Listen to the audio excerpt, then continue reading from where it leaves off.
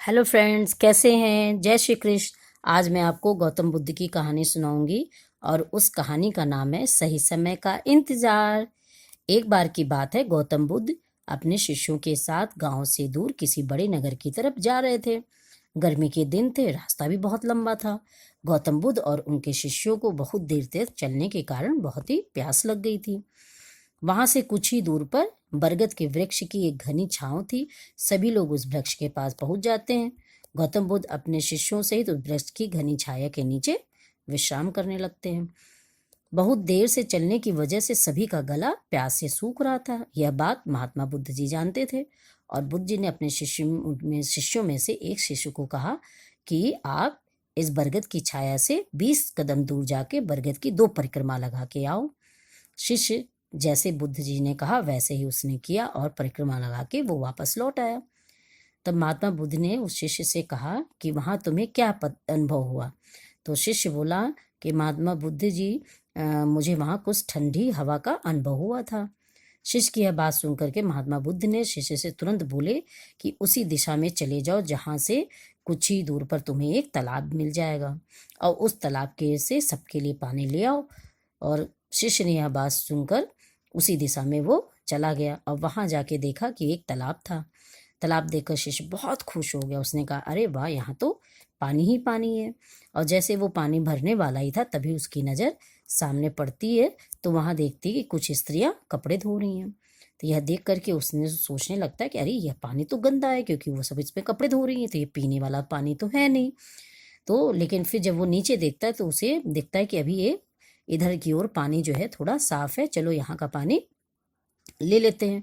और जैसे ही वो पानी लेने चलता है इतनी देर में 2 बैलगाड़ी बड़ी जोर से तालाब के किनारे से होते हुए निकल जाती है। बैलगाड़ी के पहिए तालाब की मिट्टी के ऊपर इतनी जोर से निकलते हैं कि तालाब की नीचे बैठी हुई जो सारी मिट्टियां होती वो ऊपर आ जाती हैं और इस वजह से जो बचा हुआ पानी तालाब का था वो भी गंदा हो जाता है। यह देखकर शिष्य को बड़ा क्रोध आया और फिर वो गुस्सा में वापस चला आता है। शिष्य बड़े ही निराश भाव से गौतम बुद्ध को सारी बातें बता देता है। शिष्य की बातें सुनकर सभी शिष्य बोलते हैं कि हमें तुरंत यहाँ से निकल जाना चाहिए, किसी दूसरी जगह पानी की खोज करनी चाहिए, वरना हम प्यासे मर जाएंगे। उधर महात्मा बुद्ध सभी को शांत होने के लिए कहते हैं और बोलते हैं कि धीरज रखो, कुछ देर यहीं बैठो, उचित समय आने पर संयम बनाए रखो। सभी महात्मा बुद्ध की बात मान जाते हैं और शांत होकर के बैठ जाते हैं। कुछ समय बीत जाने के बाद महात्मा बुद्ध फिर से अपने शिष्य को उसी तालाब में पानी लेने के लिए कहते हैं। शिष्य बिना कुछ सवाल किए हुए तालाब से पानी लेने के लिए चला जाता है। तालाब की हालत देख शिशु को यकीन नहीं होता कि अरे ये तालाब इतना साफ कैसे हो गया। यह देखकर शिशु बहुत खुश हो जाता है कि और वह पानी भर के महात्मा बुद्ध के पास वापस आ जाता है। सभी पानी पीकर अपनी प्यास बुझाते हैं, लेकिन अभी भी सबके मन में यह एक सवाल था कि आखिर ये चमत्कार हुआ कैसे। ये तालाब तो अभी इतना गंदा था और थोड़ी देर में इतना ये साफ कैसे हो गया। उनमें से एक शिष्य ने यह सवाल महात्मा बुद्ध से पूछ ही लिया कि यह चमत्कार आपने कैसे किया। तो शिष्य को जवाब देते हुए महात्मा बुद्ध बोलते कि अरे कोई ये चमत्कार नहीं है, आपके सब्र का फल है। यह फल आपके सब्र बनाए रखते हुए उचित समय के इंतजार का है।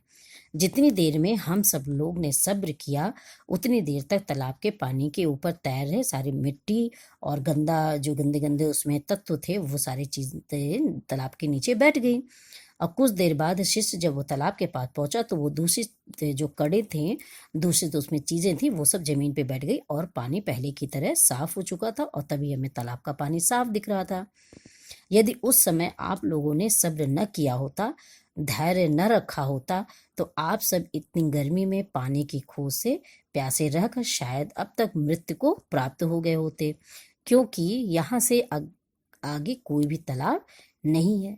यह होगा भी तो उसका पानी साफ होगा कि नहीं होगा, ये सब हम लोग नहीं जानते और इन्हीं सब कारणों से हम कभी न हमारी प्यास बुझती और शायद हम प्यासे मर भी जाते।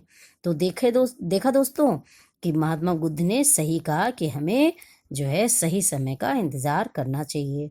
और दोस्तों लोगों ने कहा भी है कि इंतजार का फल मीठा होता है। फिर मिलते हैं नई स्टोरी के साथ। Bye bye.